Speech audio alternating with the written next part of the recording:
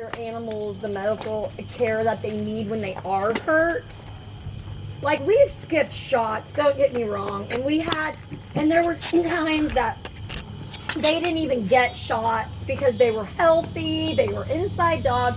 We just kind of rolled the dice with it, and some of the shots seemed a little over the top. So, I mean, I'm guilty of that for sure, but if an animal is hurt, injured, or suffering, to not take him to the vet but the vet is so expensive. Some people do not have a choice.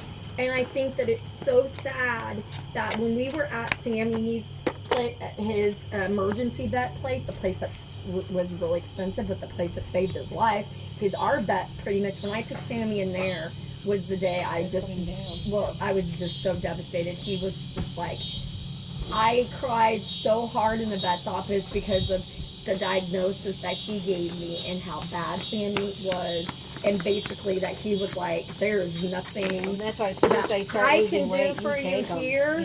It does not look good. He may not even make it through the night. It's so bad. You know, I mean, so that place did save his life.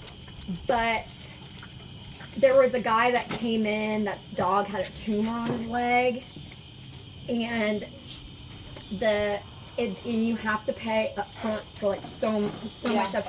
And I could tell they had to leave with the dog to try to go and get some more money. It's either you sign your dog over, or you don't give them medical treatment. Like, is that really what? So then the people that are at the counter know that there's a chance that person's not bringing their dog back in. What kind of animal caregiver are you?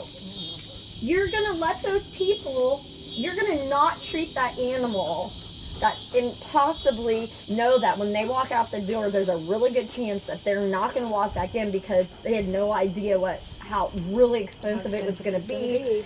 And so therefore, that dog may never seek any care. And to be able to just go on with your day and be like, okay, next, I could never do that job.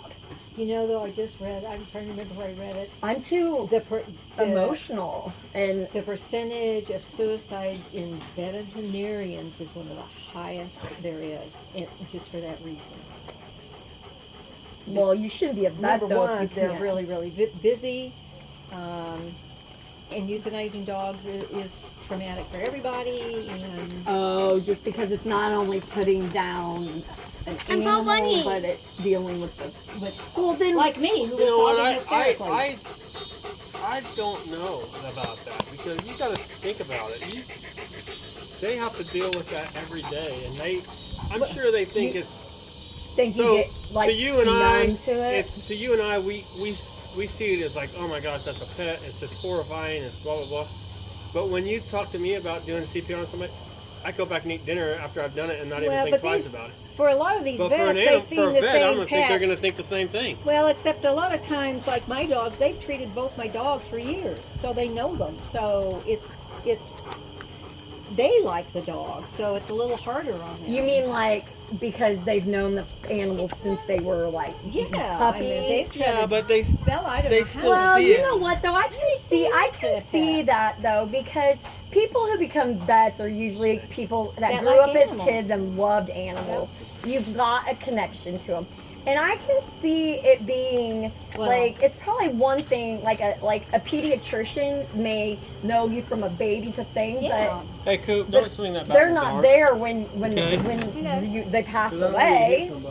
Well, and the other thing they said is the huge amount of student debt that they carry. Student debt? Oh yeah. Well, gosh, they should get paid well for what they charge, though. Well, they make decent, but student debt for a vet is huge, and it depends on where you are. Oh no, but I mean it depends on where you are. But apparently, then why vets would like in smaller towns don't have income. Well, that's crazy to me because vets in smaller towns usually have big farm animal business, and that's expensive. Garrett Garrett and Ella's mom, they have cattle. Yeah. And she was telling me that they have to, I mean, they carry like insurance and stuff on there. She said it could cost them thousands of dollars for one cow. And when they had a baby, that somebody had to come out to the house and help deliver or something. She Right. was like, oh my gosh. She's I like, know. that's going to cost us So much money. so much money. Now they figure a lot of that into their Yeah. income, because they know if you have so many head of cow, like the average that you're going to have this many sick and this many are going Right. to need this and you know, whatever. But I mean, I would think though that like if you were going to be depressed and suicidal over death, then wouldn't Well, doctors Well, have a high not so suicide much. rate? A good friend of mine that I graduated from high school with married a Are vet, those even frozen? and her husband got cat scratch fever from cat and died. There's a lady that was on the news that, oh, Cooper, I see They're mosquitoes. buzzed. Yep, I'm getting You're bitten. going inside. They've already Listen, found me. I saw on the news this lady's dog. It was like her golden retriever. And there's dogs out there that can carry this bacteria in their mouth. She had a scratch on her leg that the dog licked.